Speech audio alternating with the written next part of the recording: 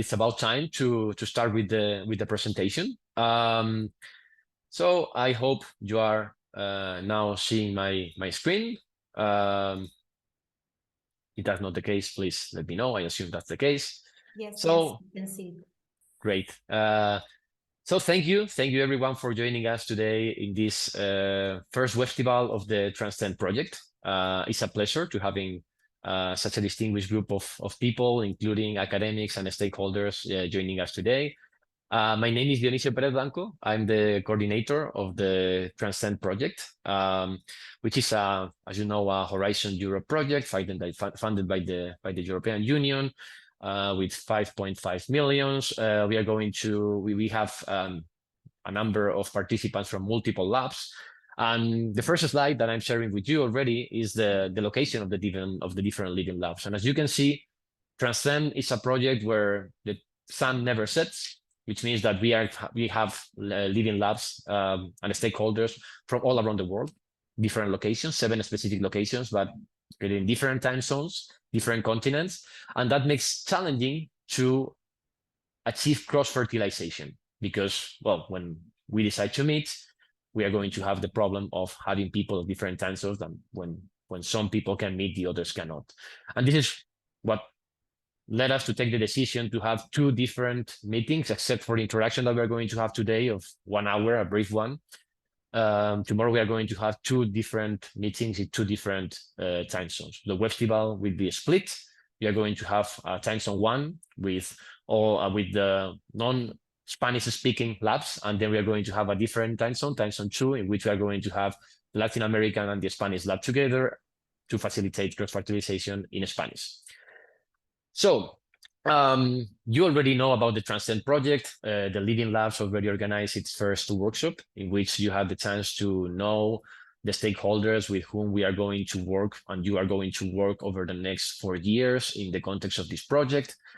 You were informed about the objectives of TRANSCEND. You were informed about the objectives of the specific lab in which you are located, but probably you were not informed, at least not in detail, about what is going on in the rest of the project, because this project has different living labs, 7 in total, as I mentioned before, in different locations. And we are not only planning to achieve transformational adaptation in each one of these locations independently. We are not planning to deploy only these innovative methods that TRANSCEND is set to develop in each one of these locations, but also we are planning to cross-fertilize, to achieve somehow through a series of tools, that one of which is the WEBSTIVAL, interaction between all the different stakeholders and all the different, including policymakers, but also private stakeholders in all the different living labs. And to that end, we have, and I'm going to the next slide, 2 different tools, 2 different key tools. We have multiple tools, but 2 different key tools, which are the WEBSTIVAL and the International Stakeholder Workshop.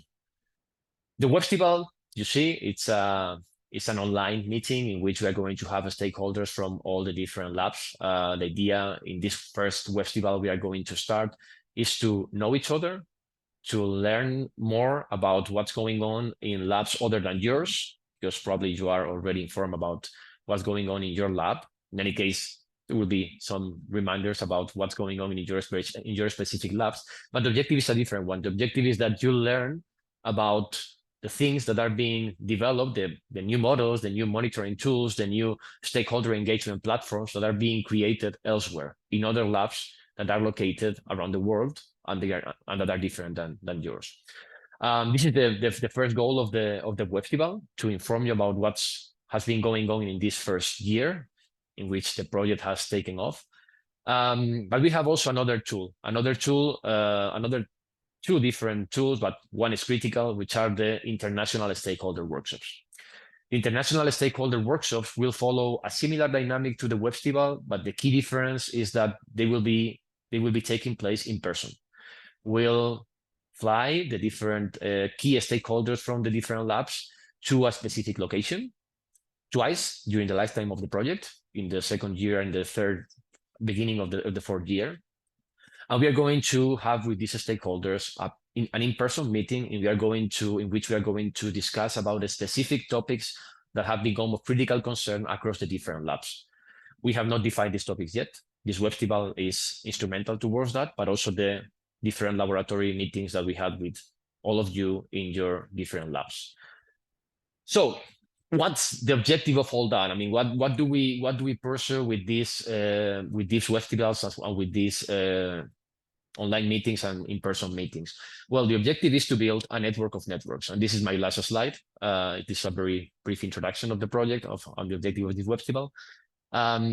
And what is the network of networks? So the network of networks is a platform in which all the different stakeholders are going to collaborate, and they are going to contribute with their knowledge. They are going to provide feedback, and they are going to inform also their stakeholders located elsewhere. Because we all think at the consortium that there are excellent opportunities for learning from the different living labs in each of the living labs that we have. And we are trying to exploit through this WEBSTIVAL and also through the international stakeholder workshop that we'll take in person. And on top of that, there is a third occasion in which we are going to also try to exploit this cross-fertilization, but it will be it will have more of an academic focus, which are the summer schools. We're going to have summer schools with international students from the different living labs, and the idea here is to produce something similar in terms of the scope and the population we are going to target, but in this case, focusing specifically on academics. Also, the interaction with the stakeholders will be also relevant in these events. So before I finish, you have been already informed about the agenda that we are going to have these days. But just a quick refreshment of what we have ahead of us today. Then at the end of the session today, I will reflect on what we have for tomorrow. Today we have a very brief session that will last 1 hour, in which we already made an introduction of the WEBSTIVAL and the objectives. Next, we are going to have a keynote talk from Giuliano Di Baldassarre, a researcher in the TRANSCEND project, but also an ERC Consolidator Grant Fellow. So one of the top academics that we have in the area of sociohydrology and also in the consortium. He will be delivering a talk on water and society. So basically how the modeling of the water systems can be also complemented with modeling of human systems. After that, we are going to have some Q&As, some questions. And then in the final slot, in the third and final slot, we are going to have a panel with the different lab scientific coordinators, in which we are going to make 1 or 2 quick questions about the current situation in the living labs and the key challenges that we are facing. Also trying to set the stage for tomorrow's meeting, which is where most of the discussion will take place. So without further ado, I will leave the floor for Giuliano. Giuliano, the floor is yours. I will stop sharing first so that you can share your presentation. Please, you can go ahead. Yes, thank you. And hi, everyone. I'll start sharing the screen. Thanks, everyone, for attending this festival. So I see 43 participants. I think this is a good participation. And I know that the audience, in the audience, we have different type of background. So when I was asked to give a keynote to open up this TRANSCEND event, I thought to speak about essentially the challenges that we are dealing with in today's rapidly changing world when we are trying to manage water resources. So I will not refer specifically to the living labs of TRANSCEND because this is something we are working on, and we still don't have robust outcomes with that respect. So I will primarily speak about global trends and provide some examples based on recent research outcomes. So when we speak about water in society, first of all, we need to realize that we live in a very complex world and facing multiple water crises that are multifaceted and increasingly interconnected. And when we focus on hydrological processes, we can see that we cannot neglect the increasing influence of human activities. For example, in this recent study in which we analyzed changes in surface water dynamics, we found that hydroclimatic variability alone cannot explain changes on these dynamics. For example, in trends of annual maximum flood extent. And this is not surprising considering the increasing influence of human activities on river basins around the world. For example, in this animation, we can see how during the past century there has been an increasing construction of dams and reservoirs that have altered the hydrological regime of most river basins around the world. And this also means that when we are looking at extreme events such as floods or drought events, their frequency, their intensity, and their spatial distribution is strongly influenced by human activities, directly as in the example of reservoirs and dams, but also indirectly through greenhouse gas emissions and climate change. For example, to be more specific, here is a diagram showing the way in which drought events propagate from, let's say, from the atmosphere to the ground. So traditional studies in water resources and hydrology would focus on the left-hand side of this figure.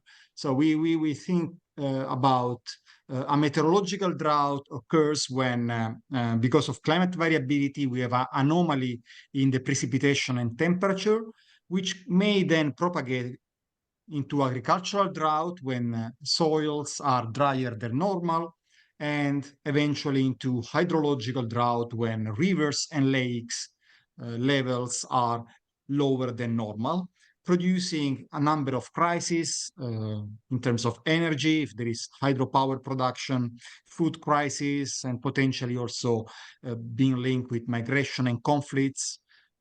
So this is kind of the focus. But nowadays, since we have increasing human activities, this propagation is complicated by the interactions between water and society. So on the right-hand side, we see how human activities, for instance, through anthropogenic climate change have an influence at larger scale on climate variability, and then also on the local scale through land use change, irrigation, reservoirs, and water abstraction that can influence whether or not and to what extent a meteorological drought will result into agricultural or hydrological drought. And another aspect is that this type of influence is not only one way. So it's not only human activities influence in the physical processes, but also the physical processes producing damage and leading to human responses. So human respond, they change their activities. There can be migration as a result to drought. And this, in turns, again, changes the propagation of drought. So we have two-way interactions between water and society, which are increasingly complex and interconnected.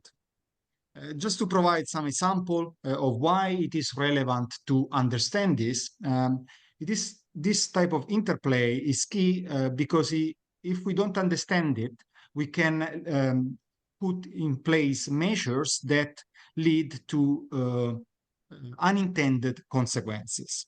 A typical example that I make in this context is when dams and reservoirs are planned or built to cope with drought events.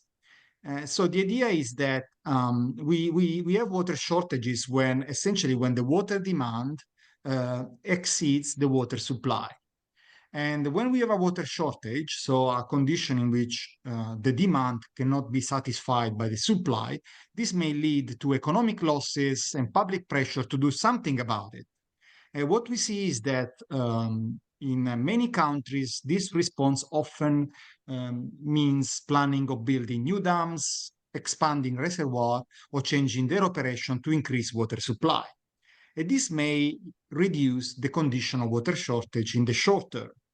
However, this comes with some feedbacks and unintended consequences. The first one is that as we increase water supply, we also enable agricultural expansions, industrial growth, which in turns increase water demand.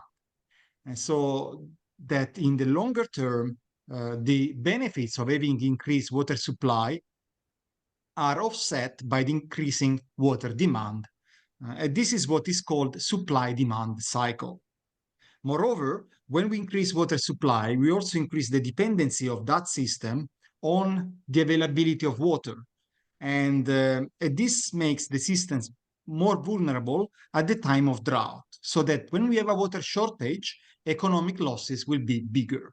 So by introducing this type of water infrastructure, one may have unintended consequences. On the one hand, the benefits may be quickly offset by the increasing demand driven by rebound effect on water supply. On the plus, we have an increasing dependency, which makes the system more vulnerable to drought and water shortages. I provide a concrete example of this, and since I would like to introduce a few concepts for the follow-up discussion, I will refer to one of the cases that we have analyzed over the past years, which is the case of the city of Cape Town in South Africa, which experienced a major water crisis in 2018, known in the international arena as the Day Zero. And if we look into this case, so here we have the city of Cape Town, and there is a complex system of dams and reservoirs, which is serving, which was built primarily in the 70s. We can see here how the storage capacity increased strongly in the 70s. And with this increasing supply of water, the idea was to make Cape Town drought-proof. However, what we can see is that this increased storage capacity has enabled increasing water consumption over time. And this has made the system reaching levels that are not sustainable on the long term. And I provide here an example of it. So here we can see the precipitation, the annual runoff as millimeters per year in Cape Town. And when the annual precipitation is below this threshold, we can say that we have a drought year. And we can see that in Cape Town, there were a number of drought events, one in the 80s, some also around the year 2000, which did not produce major damage because thanks to the reservoir could buffer this meteorological drought, and it did not result into major hydrological drought and water crisis. However, when around 2015, there was a multi-year drought, so a major drought event, and many years in which precipitation was less than normal, then the major water crisis occurred and water consumption had to drop because of water restriction and responding to this Day Zero water crisis. So here we can see examples of the two types of unintended consequences that I mentioned before. Supply-demand cycles, so how the Western Cape water supply system has put Cape Town into a lock-in condition.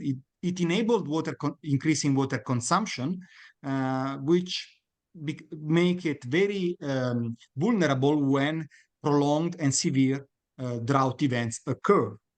And we also can see these reservoir effects because on the one hand, we have the benefit of attenuating hydrological variability, which is the intended benefit of reservoirs, so that during dry years, we can still get water to meet demand. However, if the drought is very prolonged and the reservoir gets empty, then we have a large proportion of the population and many activities that rely on this water, and the response may be too late to deal with crisis because it's delayed by the presence of the reservoir itself. Plus, this type of water consumption is not equally distributed in society. Cape Town is a striking example of very stark inequalities in the consumption of water resources. In this picture, beautiful picture, one can see the contrast between the informal settlements in Cape Town and a neighborhood of villas with swimming pools and gardens which are artificially irrigated in an area which is not naturally rich of water. And indeed, if one looks into the daily households water consumption, we can see very strong and stark inequalities in the city of Cape Town. So it is an ideal lab to see how social inequalities also reflect into unequal access to water resources and unequal impact when major events occur. So what we see here, for example, is how different social groups, here we have the city elite, the upper middle class, all the way lower middle class, township dwellers, and informal dwellers.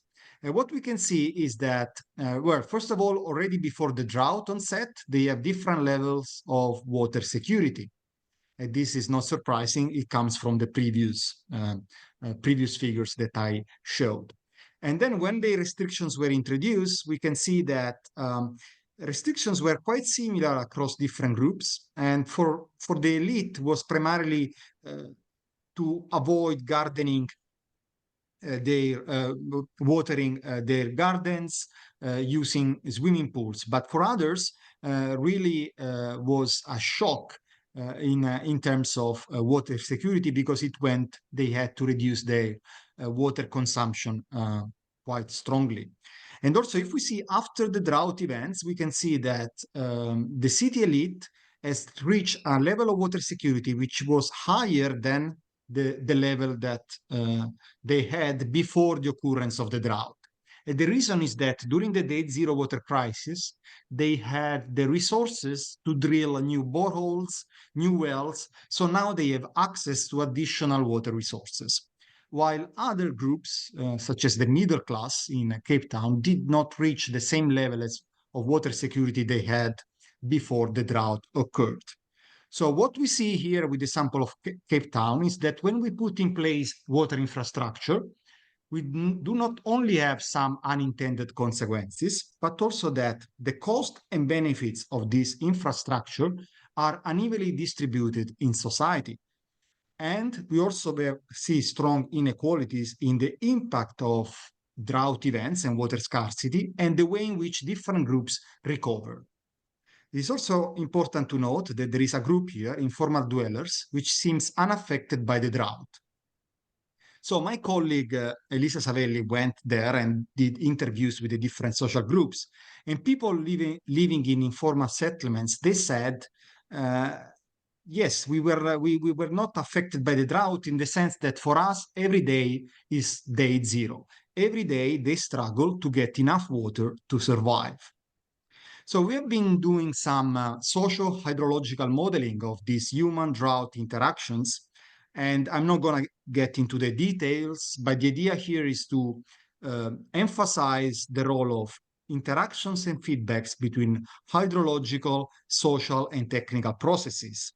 And what we did in this model, which was published, this is a new paper published only a few months ago, for the first time, we try to also look at the social heterogeneity. So the fact that we have different social groups that have different costs and benefits for water infrastructure, and they are also affected differently when droughts occur.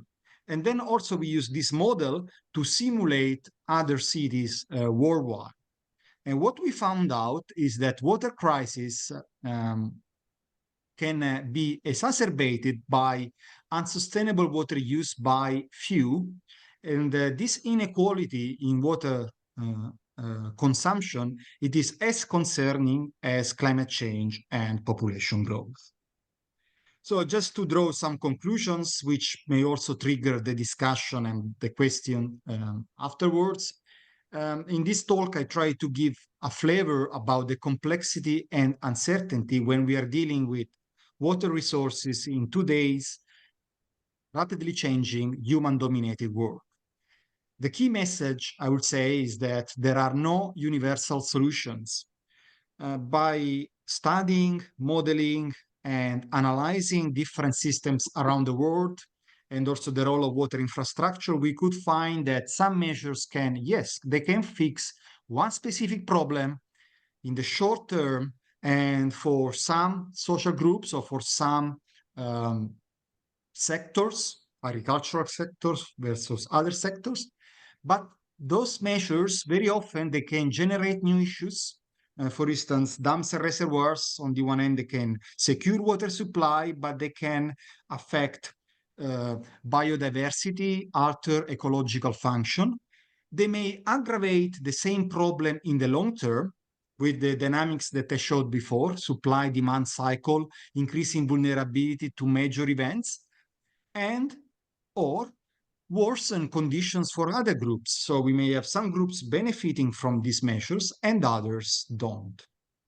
So to conclude, what we are trying to do also with the TRANSCEND project is to advance the way in which we model human water systems so that we can uncover the effects of alternative options. When we look into transformational adaptation, we need to analyze what could be the effect of different measures, and we want to explicitly include also potential unintended consequences. This comes with the big challenge of accounting for behavioral and political processes, because as I've tried to show, our perception, risk perception, for instance, has an influence in the way in which societies respond to hydrological extreme events, such as drought. At the same time, power relationships also have an influence on the way in which the cost and benefit of water infrastructure is distributed across different social groups and sectors. So the idea is not to look for universal solutions, but instead explore trade-off, because this is what we can aim for, trade-off between different interests and different goals and across multiple groups. Thank you. And maybe I can stop sharing. Thank you so much, Giuliano, for this excellent presentation. I think it was very informative and a very nice introduction to some of the topics that TRANSCEND is going to address, especially the modeling part and the interaction with the stakeholders, which are two of the three key pillars of the projects on top of monitoring. I was well, I have many questions myself, but I think it's time for the audience to intervene.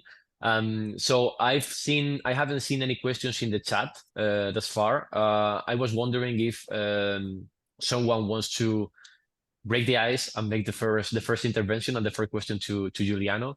We have now a few minutes for Q&A before we move to the panel session, in which we'll have the lab scientific managers and lab scientific coordinators together. So please, if you want to make an intervention, raise your hand. We have Hari already, so please, Hari, go on. I will be getting the other questions in the meanwhile.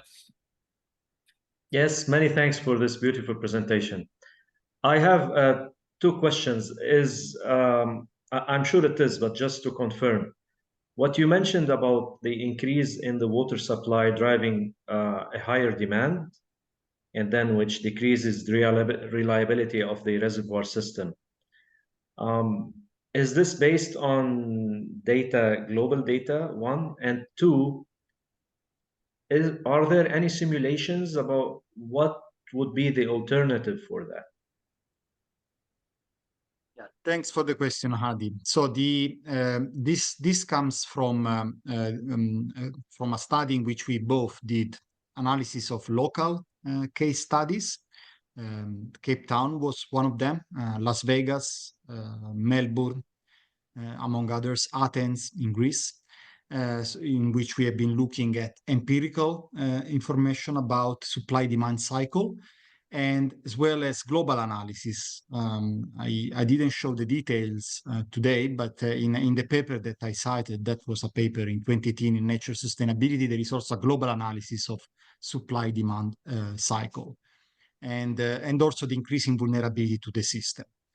This does not mean that dams and reservoirs or increasing water supply is wrong per se. And there is no intention to say that. The key point here is that one should be aware that once that these measures are put in place, you may expect an intensification of agriculture. It depends on the context. In some cases, you have agricultural intensification, and this may spiral over time and lead to unsustainable levels of water consumption, which also what we see in many cases around the world is not even shared amongst different sectors and social groups. So that also the other question, because very often for this water infrastructure, we have probably many groups contributing, but then the benefits are not shared in the same way.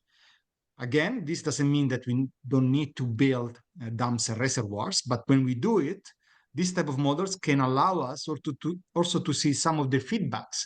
And the key idea is trying to make sure that we are happy with that. Thank you so much, Juliana. Thank you, Hari, for the answer. I don't know if we have some other questions from the audience. Please, again, raise your hand. And difficult to check all the people online. I have a question myself, and I received one via a private message. Now I will leave that one for later. So well, maybe I will start with this one.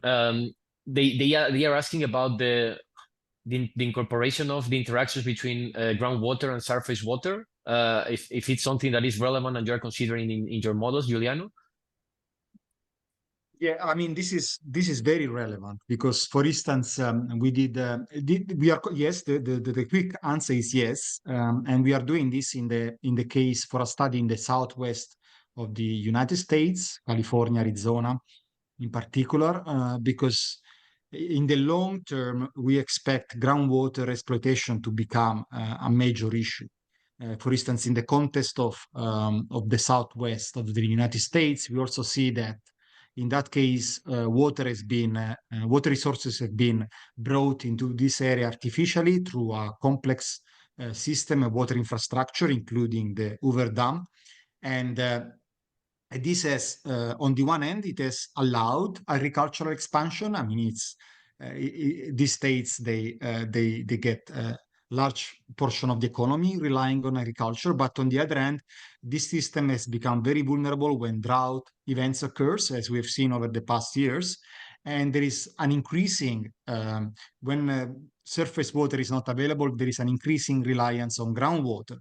So one of the unintended consequences when we reach this high level of water consumption is that then when we don't have water, when we don't have surface water, for instance, through reservoirs, then this can lead to groundwater exploitation. And then, indeed, this is very important to account, and we are including it increasingly into our models. Thank you, Giuliano. And perhaps we have time for one last question. Gianmauro raised his hand, so please, Gianmauro.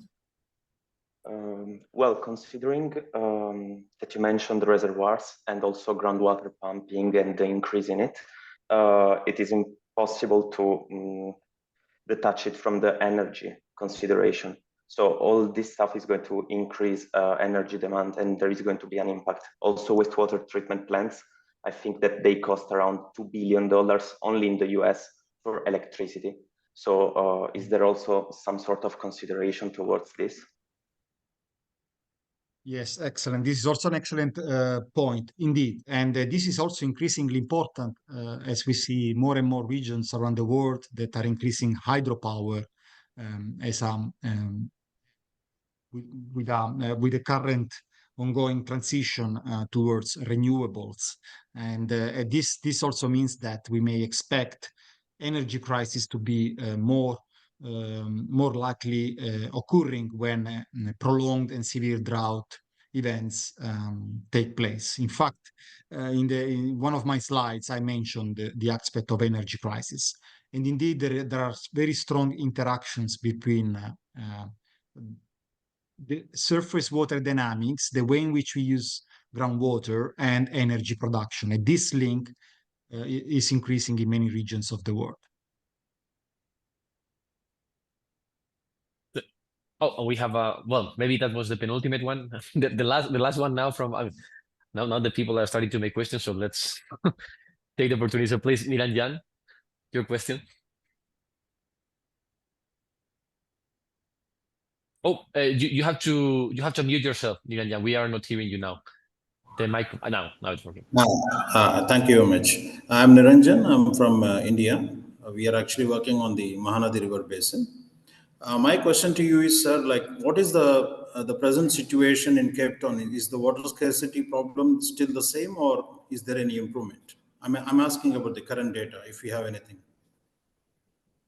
Yes, the current situation is that the level of water consumption overall is almost reached the same level as before the day zero, and luckily precipitation has not been as critical as in the period between 2015 and 2018. So there is not it's not in a condition of water crisis right now. But if severe drought occurred, as severe as the one that occurred between 2015 and 2018, we would expect a similar water crisis.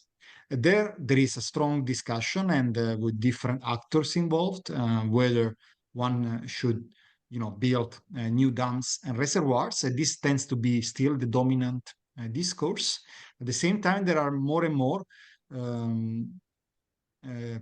people, scholars, as well as actors involved in water management that are aiming to reduce the level of water consumption. And I think there is much that can be done in that context. As I showed before, there is definitely a consumption from a small part of the population, which is probably something that can be reduced considering the specific context.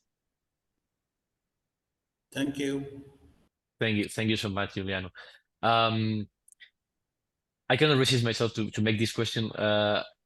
When you have been talking about the insistence and the persistence of this model of expanding the supply base via reservoirs. Yesterday we had a very good presentation here by Kurt Schwabi from the UC Riverside, who may be involved in the project also later on.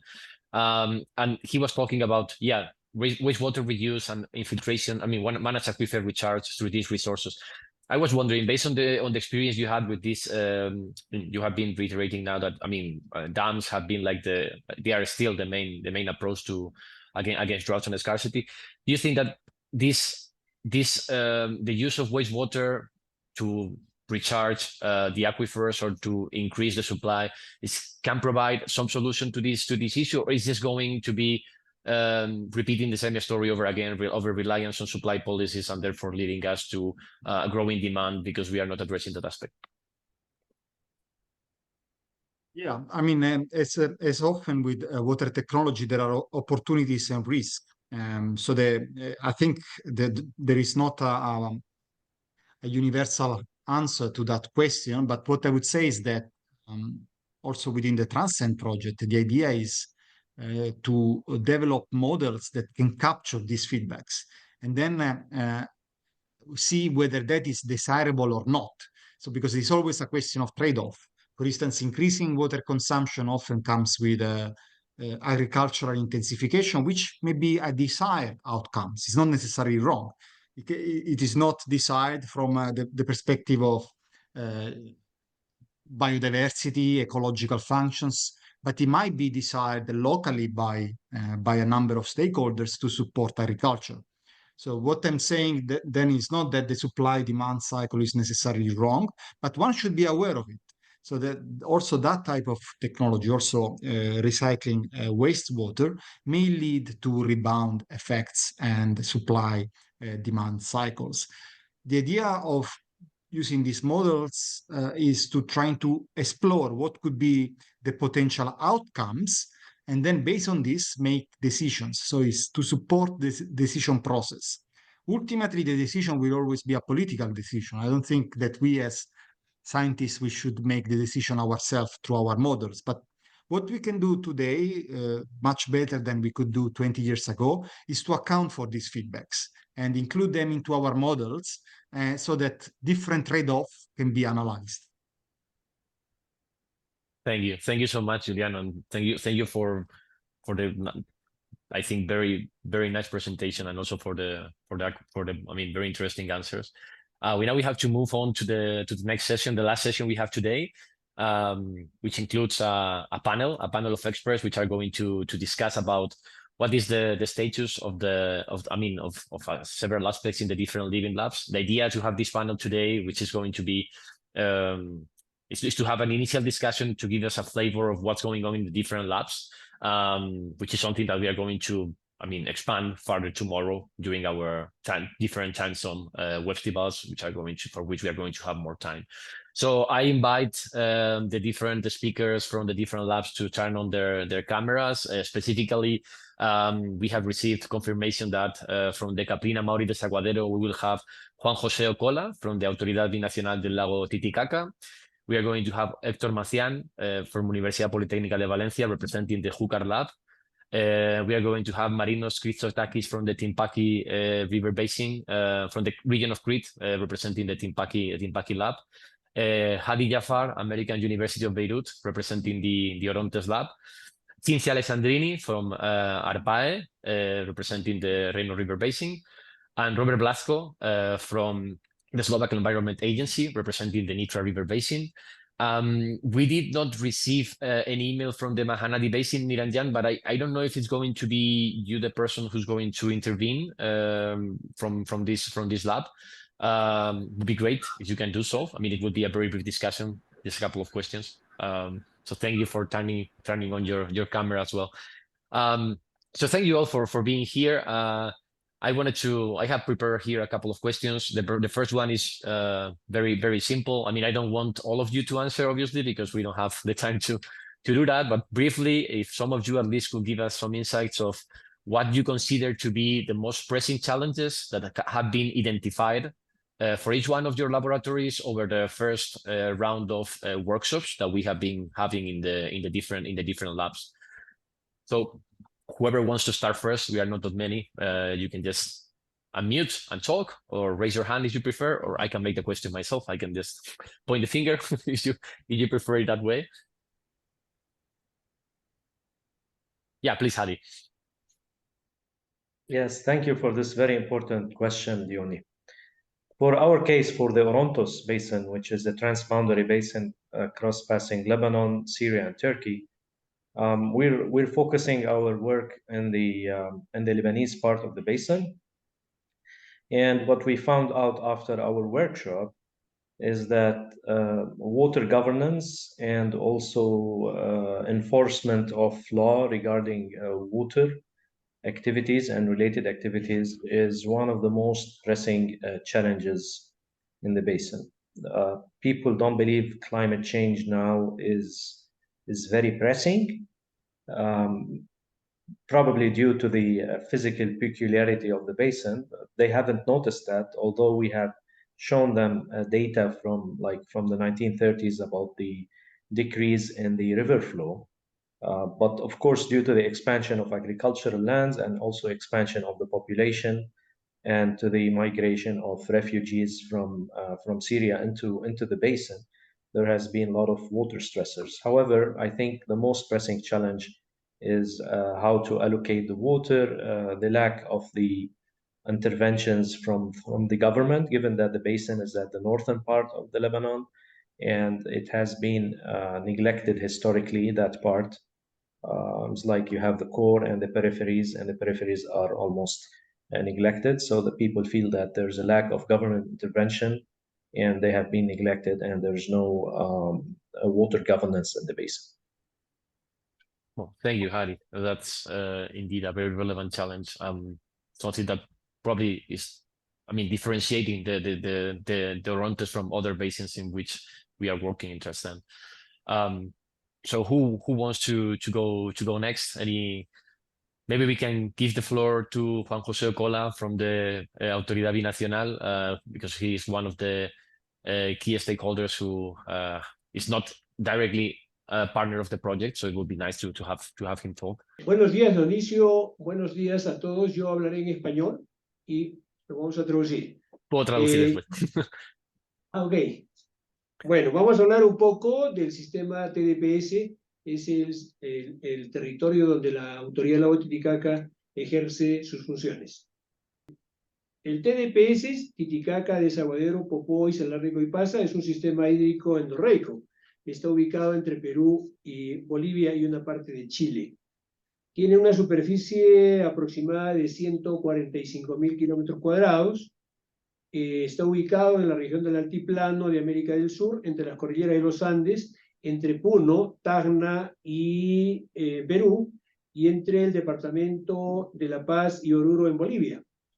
En este territorio habitan más o menos 3.100.000 peruanos y bolivianos que dependen de estos recursos hídricos. The TDPS, Titicaca, Saguadero, Popó, and Coipasa water system is an endorheic water system located between Peru, Bolivia, and Chile, with an area of 44,000 square kilometers, located in the Altiplano region of South America, between the Andes Mountains range, in the regions of Puno and Tacna in Peru, and the departments of La Paz and Oruro in Bolivia. More than 3 million Peruvians and Bolivians live in this territory. Okay. Los principales cuerpos de agua en este sistema son el lago Titicaca, con 8.400 kilómetros cuadrados, ubicado a 3.810 metros sobre el nivel del mar, el lago Popó, con 1.991 kilómetros cuadrados y a 3.686 metros sobre el nivel del mar. El primero y el segundo lago más grande de América Latina. Titicaca es el corazón hidrológico de este gran sistema. Hasta ahí tenemos cerca. The main water bodies of the TDPS system are Lake Titicaca, located at 8,400 square kilometers of extension, located at 3,810 meters above sea level, and Lake Popó, which has about 1,999 square kilometers of extension, and it is located at 3,686 meters above sea level approximately. These two lakes are the two largest lakes of South America. Titicaca is the hydrological heart of the system, of the TDPS system.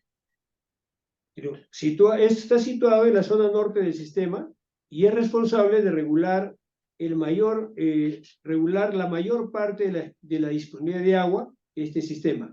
Una fracción se drena a través del río Desaguadero en dirección noroeste-suroeste hasta el lago Popó, que es el punto más bajo del sistema TDPS. Lake Titicaca is located in the northern part of the basin, and it's responsible for regulating most of the water availability of the system, a fraction of which drains through the Desaguadero River in a southwest direction to Lake Popó, which is the lowest point of the TDPS system. En condiciones climáticas muy húmedas, el lago Popó drena agua al río La Cajahuira hacia el lago Salar de Coipasa. Esto ocurre en muy pocos años.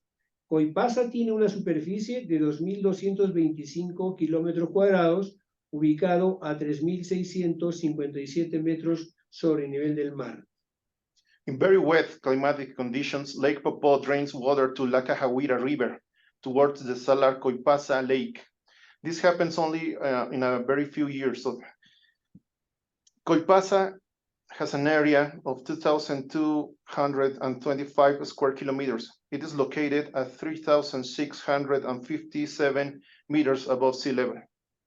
El TDPS cuenta con una dinámica binacional de gestión del agua entre los gobiernos de Perú y Bolivia. Para la conservación del lago Titicaca, río Desaguadero y el lago Popó en términos de cantidad y calidad, con el fin de asegurar el desarrollo sostenible de los municipios y regiones aledañas. The TDPS system has a binational water management dynamic between two governments, Peru and Bolivia, for the conservation of Lake Titicaca, the Desaguadero River, and Lake Popó, in terms of water quantity and quality, in order to ensure the sustainability of development of the surrounding municipalities and regions. Esto se hace a través de instrumentos de planificación integral como el Plan Director Global Binacional aprobado por los estados en 1996. This is done through integral planning instruments such as the Binational Global Master Plan approved by the states, Bolivia and Peru, in 1996. Es la herramienta técnica sobre la cual la Autoridad Binacional Autónoma del Lago Titicaca, ALT, implementa acciones siguiendo los lineamientos en un marco binacional por parte de Perú y Bolivia. It is a technical tool on which the Binational Autonomous Authority of Lake Titicaca, ALT, implements action following the guidelines in a binational framework which is approved by Peru and Bolivia. El desafío actual, entre otros, es la actualización de estas herramientas para tener un contexto operativo acorde a las necesidades y problemáticas actuales, para tomar en cuenta temas como el aumento de la frecuencia de anomalías hidroclimáticas como sequías e inundaciones que hacen cada vez más vulnerable al sistema TDPS. The current challenge, among others, is to update these tools and plans to have an operational context according to the current needs and problems, to take into account which are the increase of hydrodynamic anomalies such as droughts and floods, which make the TDPS system more and more vulnerable. En estas condiciones son necesarias acciones integrales que permitan a ambos países garantizar a su población condiciones suficientes para un desarrollo sostenido con la conservación de ecosistemas que garanticen la seguridad hídrica y alimentaria, así como las funciones ecosistémicas vitales. In these conditions, comprehensive actions are necessary to allow both countries to guarantee their population sufficient conditions and to sustain development. Para avanzar en este sentido, la LT considera que TRANSCEND podría ayudar a explorar algunos de estos problemas a través de asesoramiento técnico y científico para que podamos analizar y evaluar algunas estrategias novedosas juntos desde los puntos de vista técnico y científico que el proyecto pretende abordar. With the conservation of ecosystems that guarantee water and food security, as well as vital ecosystems functions, in this matter, ALT considers that the TRANSCEND project could help to explore some of these problems through technical and scientific advice, so that we can analyze and evaluate some novel strategies together from the technical and scientific point of view that the project intends to address. Muchas gracias. Si hubiera alguna pregunta, estamos aquí para poder absolverlas. Thank you very much. We're looking forward to your questions. Thank you so much, Mr. Ocola, for the very nice introduction of the Caprina Mauri Desaguadero Basin and the Titicaca Popo Lakes and the challenges that you're facing and how the TRANSCEND project can address them. I would like to ask also the other lab leaders briefly to try to present what their main challenges, the main challenges that they have identified in their labs are. Maybe we cannot go through all the different labs. We have time for that tomorrow. So Cinzia, you've raised your hand. So please, the floor is yours first. Okay. Good afternoon to everyone, and thank you, Dionisio. I'm here to represent the Italian Living Lab, and in particular the Reno River Basin. This river basin has an area of 5,000 square kilometers. So it's a small basin, of course, in our region, Emilia-Romagna region. And just to come to the challenges that Dionisio asked before, that we addressed during our last workshop that we had with the stakeholders, we can explain that mainly we talked about, for example, the modeling precision. So to investigate and to be more precise in modeling in the river basin, and for example, the integration with socioeconomical data, because in this moment we don't have simulations about that. And so this could be a challenge that the TRANSCEND project could solve, or at least could improve in our basin. Then other challenges are, of course, forecast data accuracy, to improve it, or the modeling interpretation, and moreover, of course, some tools that can improve the monitoring for water scarcity, because of course, like in every basin, in each basin, you know that during water scarcity, the water management is the main problem. In order to distribute the water between hydropower supply or drinking water supply, or for example, agriculture, that in our region is very, very important because it's in the northern part of Italy. And so a great part of the economy is based on agriculture. Okay, Thank you. for me it's Thank enough. you so much, So Cynthia. we can receive time. We have a mixture of challenges, so technical aspects, technical advice, modeling.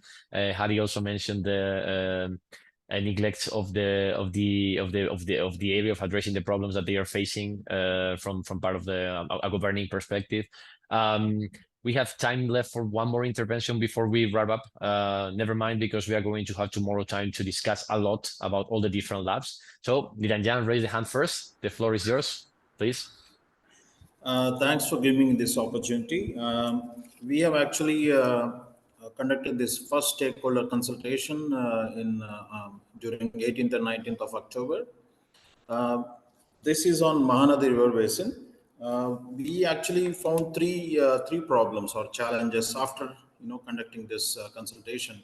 The first one about the Mahanadi River Basin is the water availability and use is not looked at basin level as a whole. They just have their own limitations, and there's a lot of argument. Second one is there is no common consensus between the two states, that is Chhattisgarh and Odisha, with respect to data sharing and understanding about the Mahanadi River Basin management. I mean, they have some data, but they don't want to share it, mutually. They don't want to sit together and share the data. That's a challenge, actually. There's also some political reservations. And the third problem, what we understood is that Odisha stakeholders are under the opinion of building more structures in the downstream as well, because they always complain, the Chhattisgarh, which is in the north of Odisha, they have too many structures. Because of that, they are not receiving the water. I mean, there is no consensus, and there's a lot of confusion, actually. Whenever we say any workshop or a consultation workshop kind of thing on Mahanadi, there will be all hue and cry. And there will be only questions. I mean, it's sometimes, people, they get emotional.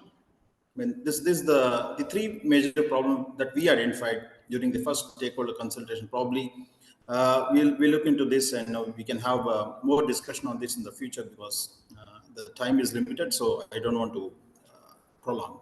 These are few of the observations. Thank you. Thank you so much, Niranjan, for sharing these challenges, and also for being brief, and I appreciate it very, very, very much. So we have had many different challenges listed.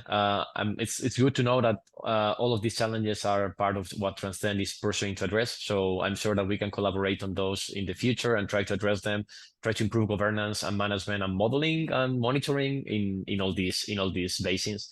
And hopefully we can also in the process learn from each other, as I think we have been doing today. See what the problems the others are facing are, learning from the solutions that are being deployed, and in this way come up with some cross-fertilization that is useful and results in actionable science and actionable knowledge that benefits all of us. Before I wrap up, I would like to remind you that tomorrow we are going to have the WEBSTIVAL proper in the 2 time zones. In this WEBSTIVAL, we're going to have plenty of time to address the issues that were briefly presented today by the different network managers and scientific coordinators. This was just an introduction. I'm sorry, Marinos, Robert, Hector, you didn't have. I couldn't give you time to speak, but tomorrow we'll have plenty of time to talk about these aspects together. I invite you all to join us tomorrow. Remember, we have 2 different time zones. Please check the agenda. We are going to have a meeting that will be brief, but slightly longer than today, 2 hours. And in this meeting, we have prepared some exercises. We have been taking a look at them together before this meeting. I promise you they will not disappoint you. They are entertaining, they are illustrative, and I think they will convey a lot of key messages that have been produced during the first year of the project. So I'm looking forward to seeing you all tomorrow again. I will be in both time zones, so in both meetings. So I hope to meet you all there. And let me thank you again for participating today and for being proactive. It took us longer than expected, and this is always a good sign for these meetings. So thank you all. Thanks very much, and looking forward to meeting tomorrow again.